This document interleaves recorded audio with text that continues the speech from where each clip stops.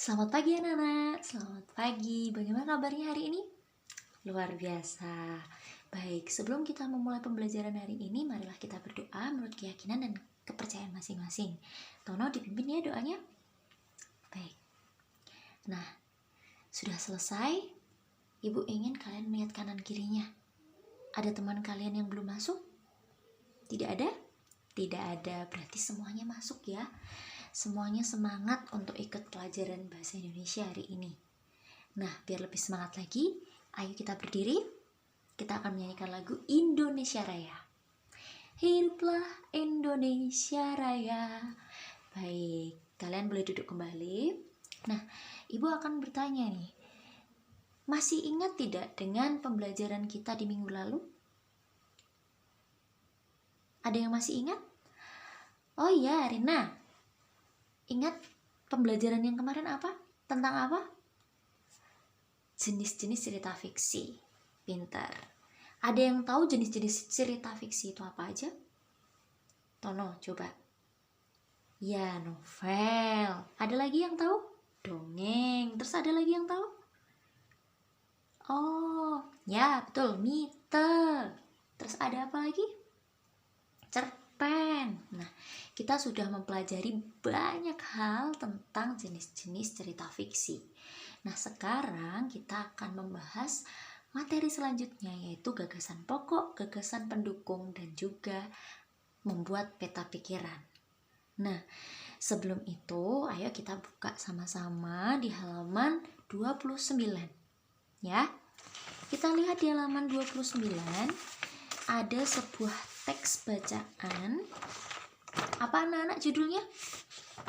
Ya, teks bacaannya adalah tentang suku Minang. Baik anak-anak,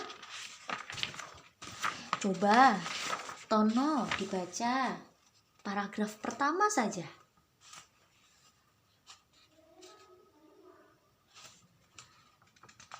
Nah, terus paragraf kedua, Rina dibaca.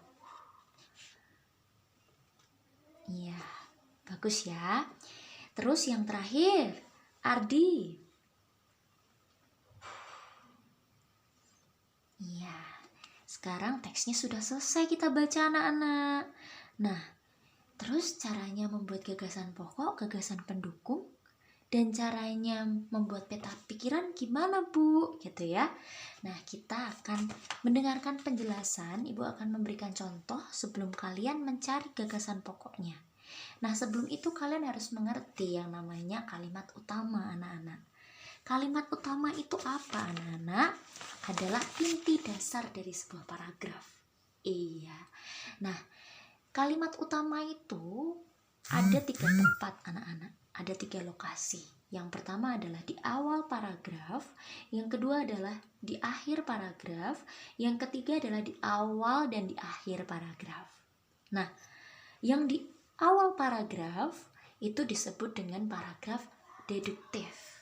Kalimat utama yang ada di akhir paragraf itu disebut dengan paragraf utama, paragraf induktif ya.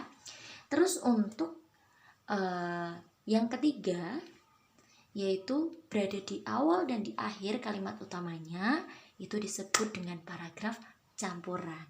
Nah, sekarang kita udah tahu ya caranya mencari kalimat utama.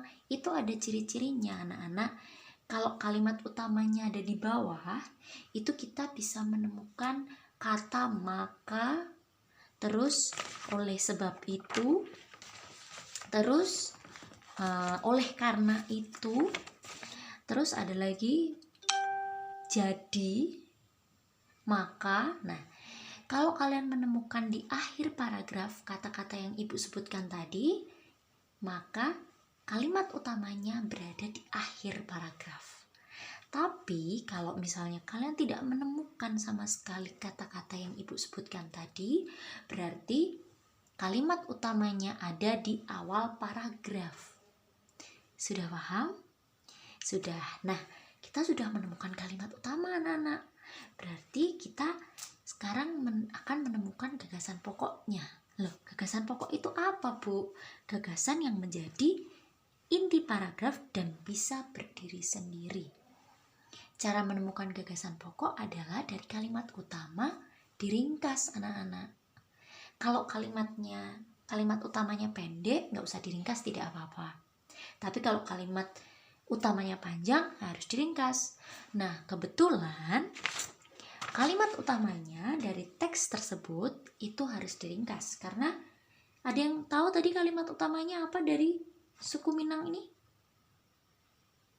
Ayo, yang mungkin udah dilihat-lihat mana nih kalimat utamanya.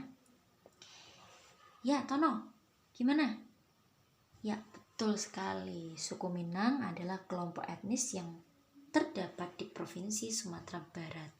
Nah, sekarang siapa yang berani untuk ngasih tahu Ibu di mana gagasan pokoknya? Maksudnya ringkasan dari kalimat utama gimana? Betul sekali, suku Minang terdapat di Provinsi Sumatera Barat. Nah, akhirnya kalian bisa membuat gagasan pokok. Sekarang kita masuk ke gagasan pendukung. Nah, gagasan pendukung itu apa, Bu? Itu adalah tambahan informasi yang melengkapi gagasan pokok. Iya, dan itu biasanya terdapat setelah kalimat utama, anak-anak. Tadi anak-anak udah bisa menemukan kalimat utama dari paragraf suku Minang yang pertama. Itu suku Minang adalah kelompok etnis terdapat di Provinsi Sumatera Barat. Titik ya. Nah, setelah titik itu adalah gagasan pendukungnya, anak-anak. Iya, jadi gagasan pendukungnya apa?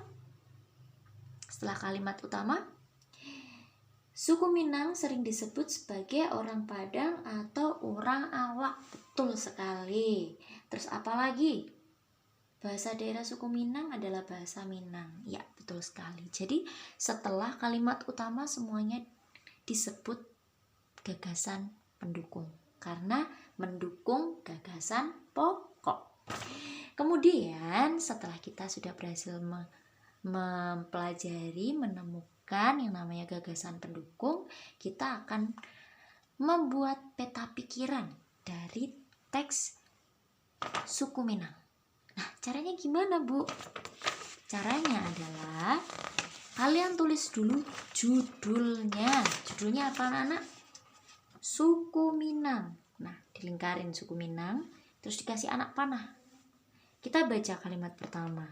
Suku Minang adalah kelompok etnis yang terdapat di Provinsi Sumatera Barat. Nah, tulis aja asal anak panah Sumatera Barat. Nah, terus yang kedua kalimatnya, suku Minang sering disebut sebagai orang Padang atau orang Awak. Yaudah, kita kasih anak panah, terus kita kasih disebut orang Padang atau orang Awak. Tujuan membuat peta pikiran itu sebenarnya biar kita tahu poin-poin dari teks bacaan tersebut, anak-anak. Jadi kalau anak-anak nanti mau belajar itu lebih mudah. Baik anak-anak, sudah mengerti ya gimana caranya menemukan gagasan pokok, gagasan pendukung, dan juga membuat peta pikiran? Nah, sekarang Ibu ingin memberi tugas kepada anak-anak untuk mencari gagasan pokok, gagasan pendukung, dan membuat peta pikiran dari buku paket ya. Ada soal di halaman 32 anak-anak. Dibuka, nanti ada paragraf pawai budaya. Ya, selamat mengerjakan. Baik anak-anak, sudah selesai, silakan dikumpulkan di depan. Iya, sekarang Ibu mau tanya, apa yang kita dapat dari pembelajaran hari ini? Gagasan pokok, pintar. Apalagi? Gagasan pendukung, pintar. Terus apa lagi? Peta pikiran. Semuanya pintar ya. Udah bisa menemukan 3 yang kita pelajari hari ini, gagasan pokok, gagasan pendukung, dan peta pikiran. Nah, sekarang anak-anak mungkin ada yang masih kesulitan dengan apa yang Ibu ajarkan pada hari ini? Tidak? Bagaimana menurut anak-anak pembelajaran hari ini? Menyenangkan? Keren ya. Baiklah anak-anak, karena pembelajaran hari ini sudah selesai, Ibu harapkan semua yang kita pelajari hari ini bermanfaat buat anak-anak semuanya. Dan sebelum kita pulang, kita akan bernyanyi dulu biar ceria. Kita akan menyanyikan lagu Yamko Ramge Yamko, ya. Baik, sudah selesai. Nah, sebelum kita pulang, seperti biasa, kita akan berdoa menurut kepercayaan dan keyakinan masing-masing. Berdoa. Ada yang mau mimpin doa dulu sebelumnya? Tina ya? Oh ya, silahkan. Baik, berdoa selesai. Nah, sekarang semua alat tulisnya, buku pelajaran, buku paket dimasukkan dulu ke dalam tas. Jangan sampai ada yang ketinggalan di laci. Ya, kalau ada sampah, tolong dibuang ke tempat sampah. Hati-hati di jalan. Sampai jumpa untuk hari berikutnya. Nah, sekarang kalian bisa berdiri di kanan kiri meja kalian untuk memberi salam. Selamat siang.